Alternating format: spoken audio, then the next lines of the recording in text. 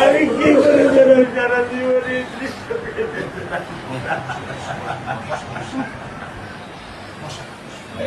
আমার এই দৃশ্য আমি কি দিয়ে পূরণ করবো?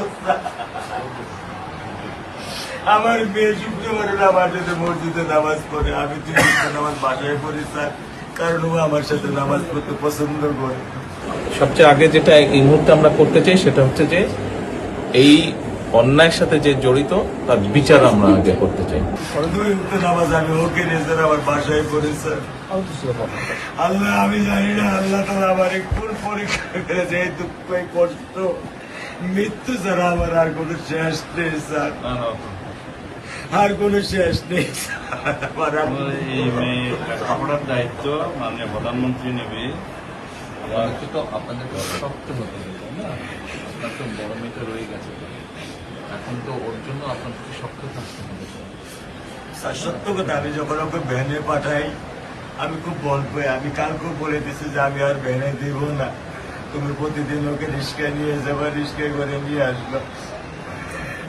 আমি ক্লান্ত স্যার, 10 বছর বয়স থেকে স্যার অবহেলা পেতে পেতে পেতে পেতে স্যার আমি আর নিতে পারতেছি না স্যার। আল্লাহ আমার ভাগ্যে দিচ্ছে, আমি কি করতেছি, কি করব?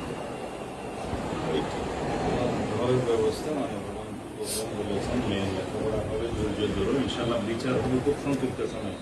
কারণ এটা কি বেশি বলতে পারবো না, কারণ আদালতের বিষয় তো। আমরা চার্জশিট দেবো ইনশাল্লাহ এই 24 ঘন্টার মধ্যে। আমি সত্য কথা বলি, আমার 55 বছর বয়সে আমি এত দ্রুত, এত সুন্দর, এত সুচারুভাবে আমি কখনো দেখিনি। এটা আমি বুঝতে পারছি না, এটা আমি বুঝতে পারছি স্যার। প্রধানমন্ত্রী চলে আসছেন, এটা আমার সৌভাগ্য। আমি সত্যিকার ভাবে স্যার আমি বলি, আমি এটা স্যার প্রত্যাশা করিনি যে আপনার মতো মানুষ আমার এই 10,000 টাকার একটা ফ্ল্যাটে স্যার আপনি পা রাখবেন। কিন্তু এই বিশ্বাস ছিল যে আপনি আর 10 জন না, যে মানুষ ট্রাফিক সিগন্যালে দাঁড়িয়ে থাকে, নিয়ম মেনে চলে, সে মানুষকে বুঝতে স্যার আমার এইটুকু বয়সে স্যার যথেষ্ট স্যার। ইনশাআল্লাহ স্যার, কোন আপনি কি ধৈর্য ধরবেন, আমি ওকে কোনো নিয়ন্ত্রণ করতে পারতেছি না। আপনার সন্তানের এই অবস্থার জন্য যে দায়ী তার বিচার ইনশাল্লাহ হবে, সেটা শীঘ্রই হবে। আর মালিক যে আল্লাহ তাআলা মালিক, ওনার কাছে সাহায্য চান, আল্লাহ রহম করলেন।